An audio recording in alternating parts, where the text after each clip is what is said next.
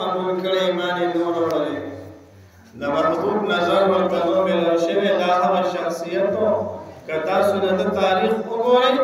د چې به کوم یو کس صحیح خو دا یو لوی پهلوان او یو معزز انسان و یو په معاشره کې داسې انسان و چې خلک به ترې یریدل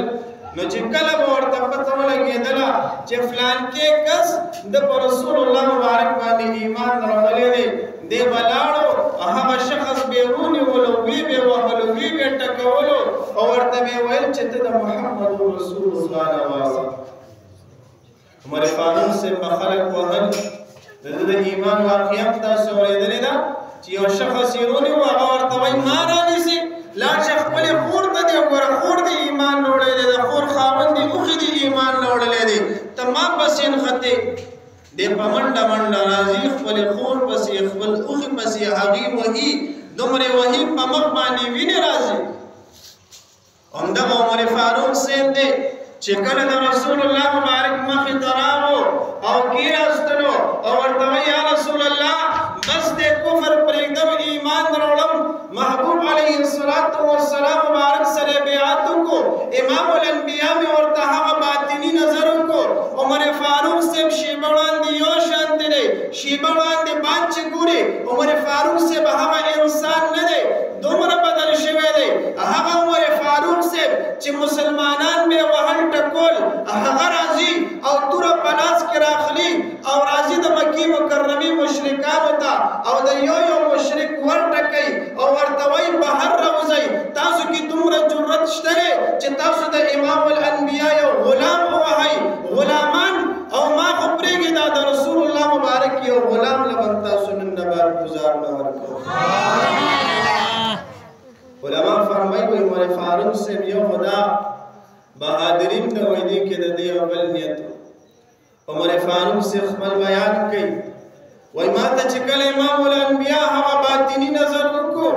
وایي ما زما زړه زما په کړو ګناهونو باندې دومره پښیمانه شو ګوره مونږ مشایخو له چې لاړ شو هغې سره کینو تاسو ووایئ مونږ ته خپل ګناهونه را یادېږي که نه را یادېږي مونږ د هغې په دربار کې ناست یو خبرې را سره نه کوي او صرف ګورو نو په زړه کې پښیمانتیا راځي او هلته د ځان سره وعدې کوو چې یاره زه لاړ شم زه به دا ګناه نه کوم زه به دا نه کوم زه به دا نه کوم چې د دربار نه واپس راوځو الحمدلله سینې مو صفا شوي وي ارادې مو بدلې شوي وي ایمانونه مو تازه شوي وي او بیا وایو چې زه به نن نه بعد دا ګناه پرېږدم دا د باطني نظر زموږ کارو باچا سے مبارک قطب یافتہ جناب حضرت پیر سید نور علی شاہ الجیلانی مبارک رحمت الله تعالی علیه مبارک ما په چرته نه دی صحیح کړی چې هغه مبارک چرته په حلقه کې چې دی هغه مبارک موږ ته چرته په خوله باندې خبرې کړي په خوله موږ ته چرته خبرې نه دي کړي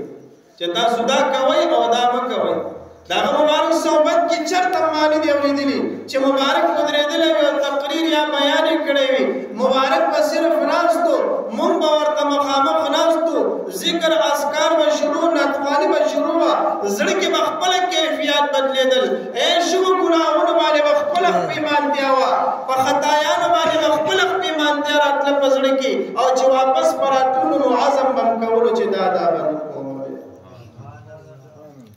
عمر فاروق صاحب یو دروازې ته ځي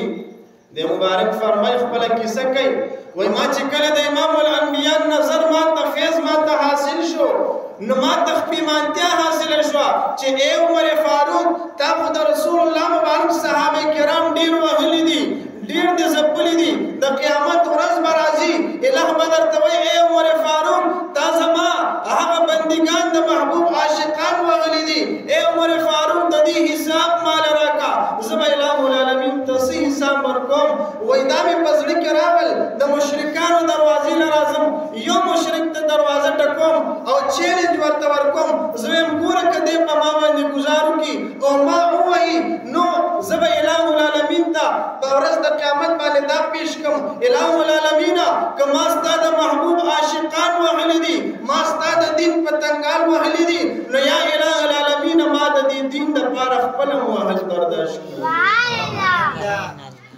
یو مشرک ته چې دروازه کټ کټ ټکاوي بل ته ځي یو ورته دروازه بندوي بل هم دروازه بندوي عمر فاروق صاحب فرمایي وایي خفګان کېما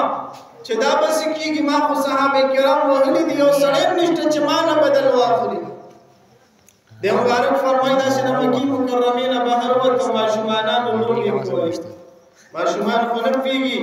او غټان خو پوهېږي مشران خو پوهېږي عمر فاروق صاحب ته څنګه لاس واچوم دی ته خو مې که لاس واچولو نو اوس به مې دلته کې چې دی ټکو سترې مبارک ته چا لاس اچولی شو وایي ماشومانو ته مې ویل چې زه صحابي ما خپل دین پرېښودو ما د بوتانو عبادت پرېښودلو ما بوتان پرېښودل ما په محمد رسول الله صلی الله علیه وسلم مبارک باندې ایمان وروړو دی مبارک فرمایي ماشومان نه پوهېدل کاڼي راواخیستل زه نه پېژندم چې دا عمر فاروق دی دا هغه عمر دی چې ابو جهل تېنه دروازه بنده کړه تېنه پټ شو وایي هغې کاڼي راواخیستل زه په کاڼو باندې وویشتلمه وایي کله چې ما په کاڼو باندې ګزارونه وخوړل وایي هله ما ته زړه ته مې تسکین میلو شو هله راته آرام میلو شو ما ویل چې ای عمر فاروق ځه اوس که د قیامت پر ورځ درته اله العالمین او فرمایي چې ای عمره تا د محبوب عاشقان وهلي دي تا د دین پتنګان وهلي دي نو زه به ورته په جواب کې عرض کوم چې اله ما خپل وهل خوړلي دي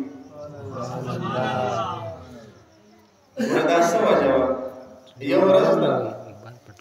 د ورځ په یو ساعت کې عمر فاروق صاحب د محبوب عاشقانو پسې ګرځي او هغې وهي او هغه ورځ ده چې ایمان راوړي او د محبوب نظر ورته میلاویږي په یو نظر ولا امام الانبیا هر څه بدلوي او مبارک چې دی په هغه ورځ باندې راجح پیمانه کېږي او ځان په خلکو باندې وایي عزیزان محترم یو صحابي مبارک دی تاسو